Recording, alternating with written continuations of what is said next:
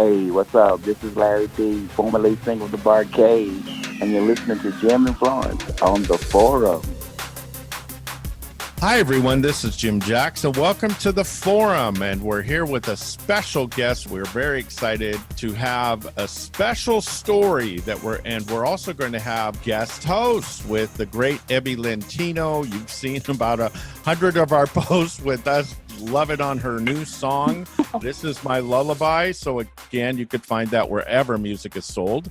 And we have two very, very special guests that we've gotten to know and we've fallen in love with. And their story is a captivating one. So let's get right into it. And Emme, why don't you introduce our guest and we'll get right into this interview. Excellent. Well, we are very privileged to be talking to the one and only soul singer Carrie Cleveland and her amazing son, Heston Cleveland. And Heston is fantastic. He's talented. He's been promoting his mom's music. Everyone loves him on Twitter. And we all now are getting a chance to celebrate Carrie's amazing music. In fact, I now have a gorgeous CD that I play over and over and over again of Carrie's music in my home in New Zealand. And so international waters are now also celebrating Carrie's amazing career that, as you often say, Heston, started 41 years ago and has just taken off in a new way with this new generation of folks that are loving her music. Can you tell us what it feels like to be in this new season where people are writing to you and letting you know how much they love your mom's music?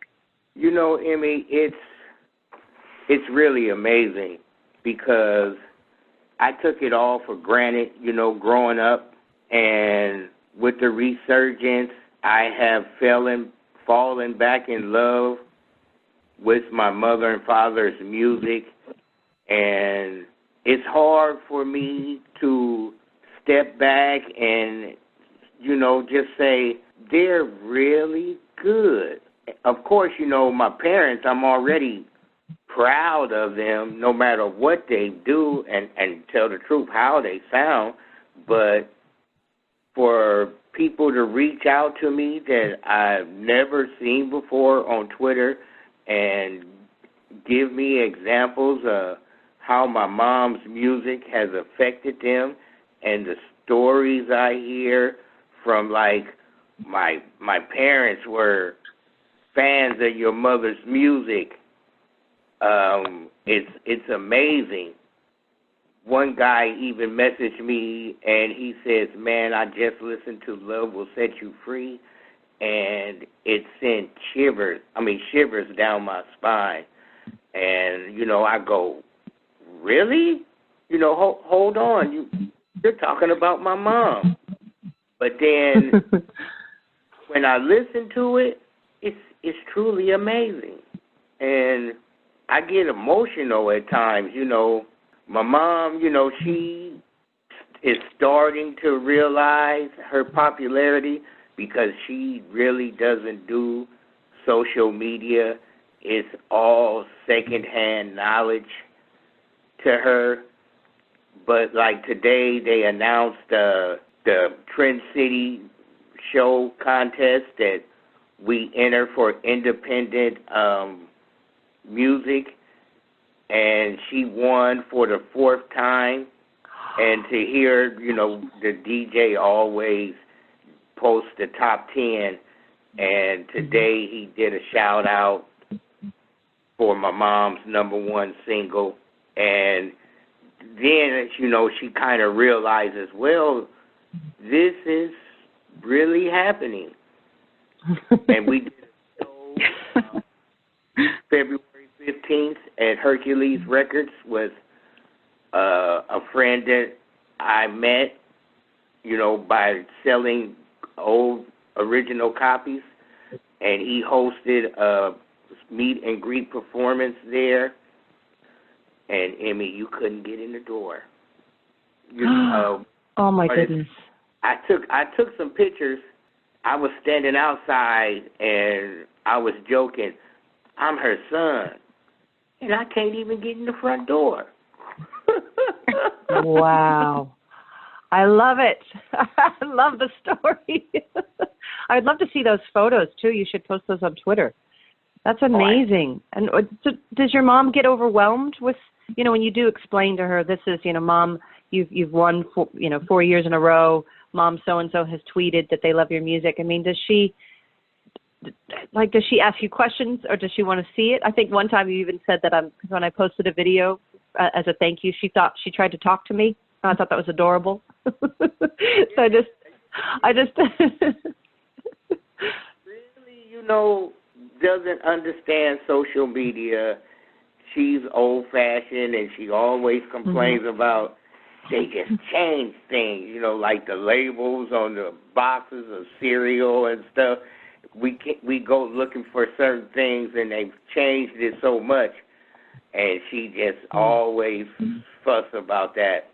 And we'll go places, and we go to the record store and talk to the owner, and when we walk out, I'll go, Mom, did you see those people in the store that were staring at you?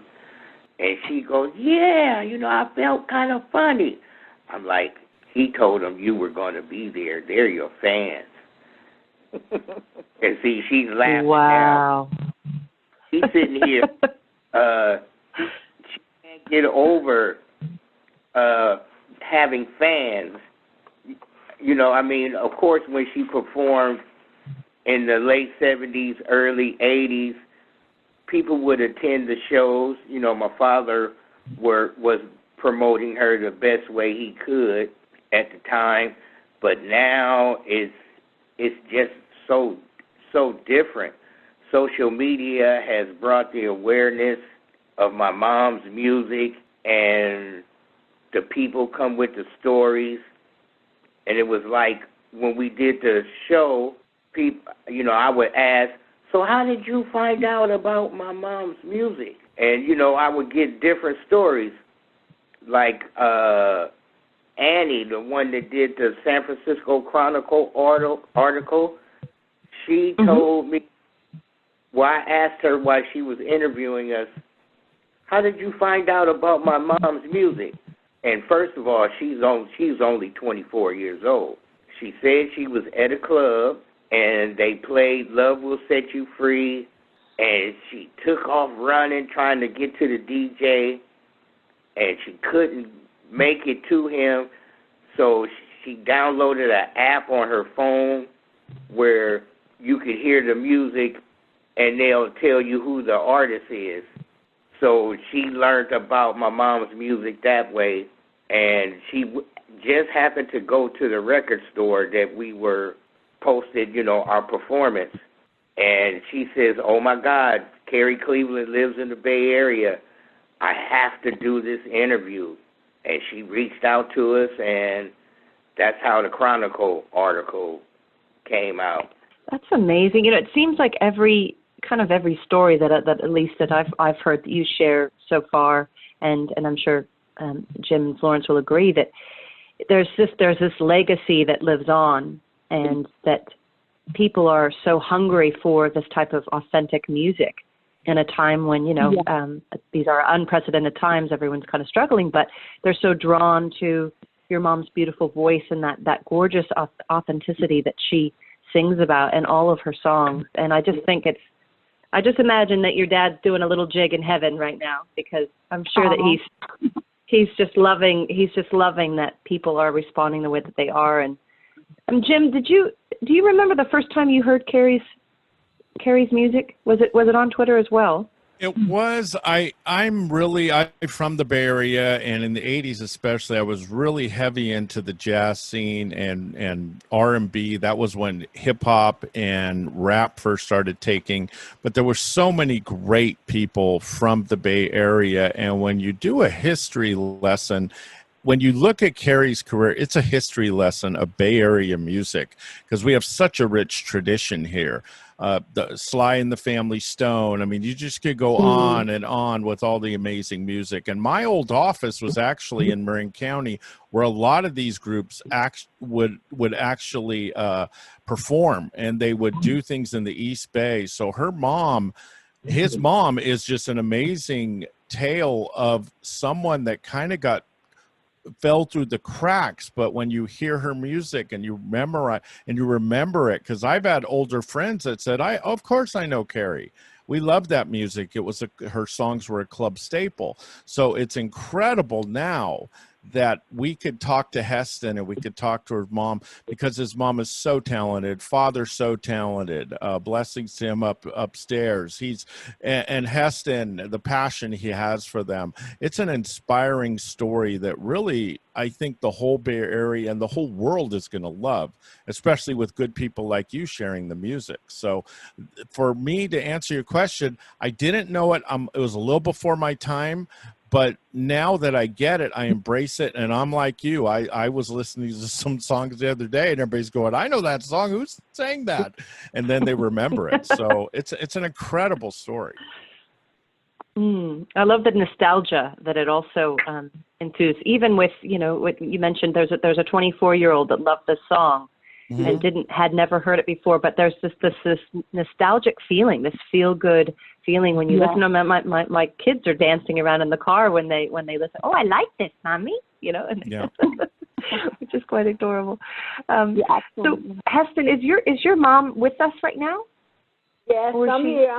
Okay. Oh, hi, Carrie. I've been talking about you, and I was like, maybe I should ask if Carrie's actually on the phone. Hello, welcome.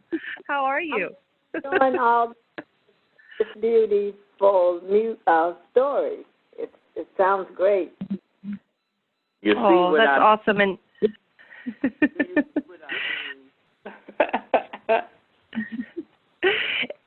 and Carrie, how do you feel when you do receive the information, every day? Because I feel like this is a constant, where people are coming to terms with your music. I mean, do you just have a big smile on your face? Do you feel overwhelmed? I feel overwhelmed. And I was, when we did the show at the record store, I just cried. It was so beautiful. I couldn't stop crying. Oh. But it's sweet. It makes me feel really good, and listening to you and you guys, it sounds good. I don't very much son do all the talking. I don't do a whole lot of talking, but I'm with you guys. I'm here. That's wonderful. That's wonderful. Well, it's really an honor to get to hear your voice, and I just want to ask you, Carrie, do you have a favorite song that really means a lot when you hear it now, or when you get a chance to sing it, that really touches your own personal heart? Take a Moment is one of my favorites, and trying to Make Love to Me. I like that. It's only one I don't like, and usually people are playing is Take Me to a Disco. Every time we go, that one. But I do like. That's wonderful. Why is it that you don't like that song? It's a fun song. Well, it is a fun song. No, it's dated. It's outdated. The words. Yeah, that's why.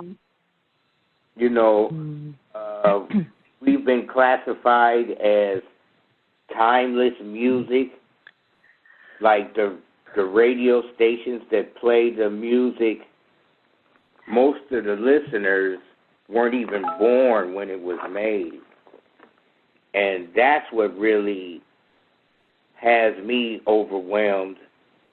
It's people like 10, 15 years younger than I am that actually vote for the music. The music is one thing, and the story, I guess you could say the music is the cake and the story is the icing, because it's just much more than the music. It's my motivation for wanting to share my dad's music. And forgive me, I'm getting a little emotional. If you guys knew my father, you would understand my drive into sharing their story. People used to come by the house like Tower Power, Pete In Vogue, Too Short. You know, my father was a big presence in the Bay Area music.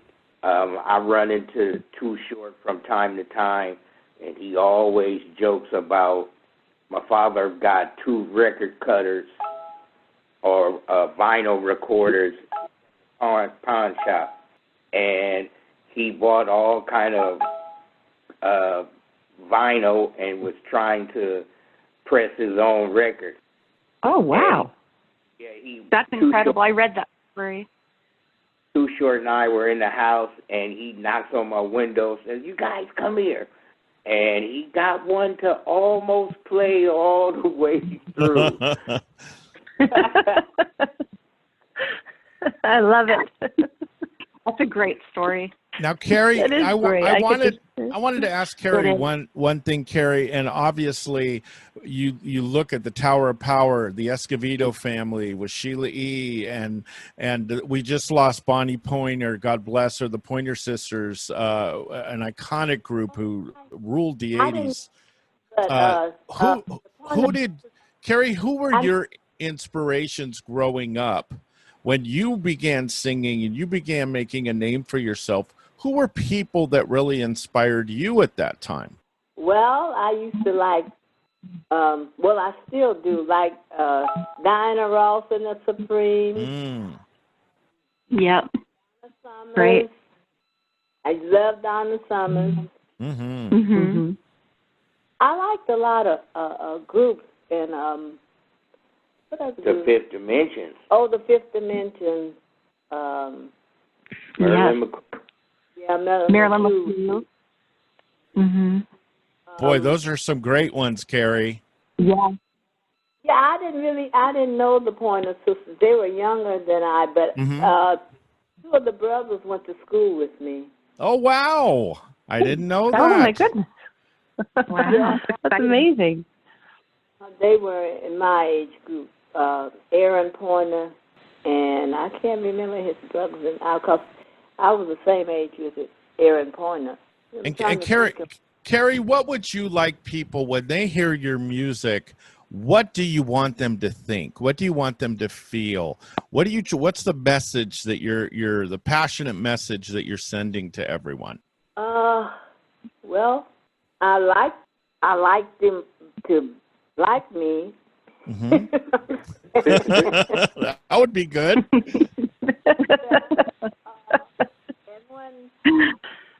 When they come to hear me sing, like at a record shop, that was the last thing we done, and we hadn't done anything in a long time. But I was so overwhelmed. I'm not saying that right. I was overwhelmed. I just cried. They must thought I was stupid. They were saying, "I just love you. I just love you." Oh. They wanted records. We wasn't able to get the records, and we still trying to get the records. But we have a list of people that we had them to write, to sign a book. So when we get the records, we're going to try to make sure they get them. That's wonderful. Well, your story is so inspiring, and I think it has crossed multiple generations of people that are, as Heston has said, are younger and loving it and are wanting to have more, and they're begging for more CDs. And I think you might just have to go back into the studio and do some more music for us. So I think this is what I think 2021 is going to have Carrie Cleveland with some brand new music, folks. Right. That's great. I don't know if you guys noticed, I partnered up with King Pro Records. My father actually taught him how to play, and Kelvin Haynes, a.k.a. Mr. Risque. My father taught both of them, and they now own Platinum Records. Wow. Wow, that's amazing. So we teamed up, and that's what I've been calling East Oakland Music Management, more than just my mom's music. and we have a few songs on our list, and the near future, we are planning to do more recordings. A guy named Keith Phelps reached out to us, and he did a remake of Take a Moment called Love Me. It just premiered today. Mm. And I sent it to you, I think, last night. The response has been overwhelming today. I can't even put the phone down. That's fantastic. Two other people reached out and want to do remakes of her music. I'm trying to convince her to let them do it, but she's like, no, it's mine. And I'm like, let Carrie know when those royalty checks come in. She'll enjoy it. She'll enjoy it. She'll enjoy it. Wow. And, I've been telling her, well, the original always gets the popularity if somebody remakes the music. And, you know, everything is happening so fast. Sure. My dream is to share our family's story and adventure, our journey with the world, because literally I was truly blessed to have a mother and father that loves me. They had the common love of music, and I always laugh saying, I'm Leave It to Beaver, literally. Mm-hmm. My mother and father loved each other. They got married twice. Wow, sweet. And, I've never seen them physically fight. Of course, they had disagreements from time to time, but it was really a loving household. And for 2 years ago, for her music to be rediscovered, I won't go into detail how everything came about, but just for me to see the resurgence, and you hear my phone going crazy right now, it's just amazing. And the friends that I met along the way, a radio station, I submit my mom's songs to. He says, Heston, I love your mom's music. I play it every day, but for a reason I won't go into, I cannot play it. So I talked to J.J. Kane, and she started promoting our music, and next thing you know, it popped up on this radio station, and I messaged him. I said, hey, I told you I was going to get on your station, and he laughed. Oh. I realized that's a great story. I realized that certain promotion companies block time for their segments, so that's how we got on there. So I went back and asked him. His name is Art, by the way, and he's from Australia. He has a radio station in Australia. Mm-hmm. And wow. He says, I said, why did you do that, man? He says, Heston, I love my mom just as much as you love yours. Aww. And that brought me to tears. That's a great story. People I love that. Yeah. People love a love story. Yes. I started Twitter about 1.5 years ago, and I had no idea of what I was doing. I sent somebody the music, and they said, Heston, we love it. We're familiar with Carrie's music. We'll tag you, and you could RT it.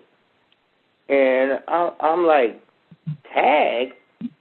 What do you mean RT? I mean, literally, I had no idea of what was going on. But that's amazing. You know what, Heston? I think that You are a godsend to your mother and father, just the way they were to you. And we absolutely love the story, and we love your mother's music. Carrie, we think you are so talented and still enjoy your music today. But I just want to thank you guys for doing this. And, of course, for our special guest host, Emme Lentino, who we absolutely adore as well. We just wanted to thank all of you for doing this. Carrie, Heston, and Emme, we think this was fantastic. And we can't thank you guys enough for being on the forum with us today and telling this amazing story. We can't wait to put this out and share this with everyone. So thank you guys so much for doing this. And also, thank you, Carrie and Heston. You guys are awesome. And also what we're going to do is we are going to be sharing Heston and Carrie's story little by little. I have some things that Heston doesn't even know about. We're really sold on this. They're Bay Area. We stick together.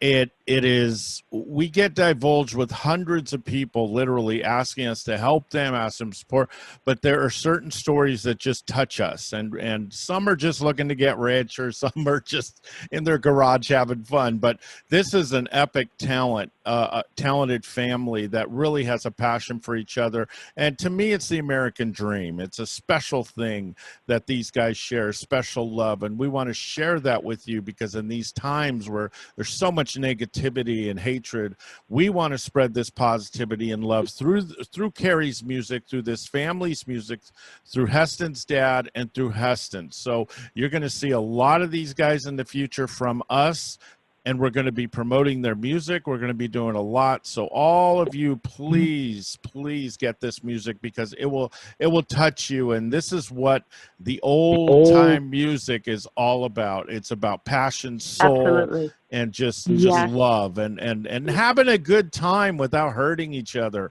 And that's what I love so much. So Heston and Carrie, you guys are blessings. Thank you so much. Thank you. Thank you. Thank you, guys. Thank you. And Emme, I am a fan of yours. Oh, we all are. Thank you. That's for sure. Emme is so talented, and I call her the best indie artist in the world. And people always say, "Oh boy, I don't care." Emmy's the best, and that's why we love her so much, and we support her. Because she's so good. So there's a lot of talent. I feel a little small today, Florence. A lot of talent in this podcast. So you guys take care, and we'll be putting this out tomorrow.